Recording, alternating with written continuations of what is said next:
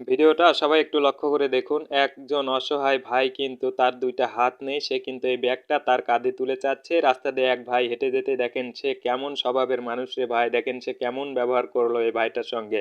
সে কিন্তু পারতো এই ভাইটার কাঁধে আসলে এই ব্যাগটা তুলে দিতে কিন্তু সে তুলে দিতে চেয়েও কিন্তু এরকম ব্যবহার করে চলে গেল। আর এই আপুমনি দেখেন কত ভালো মনের মানুষ। সে কিন্তু দূর থেকে এটা দেখতে পেরে তাকে বলতেছে, "আপনি এরকম করলেন কেন?" আর সে কিন্তু এসে দেখতেছে এই ভাইটার ২ টা হাত নেই।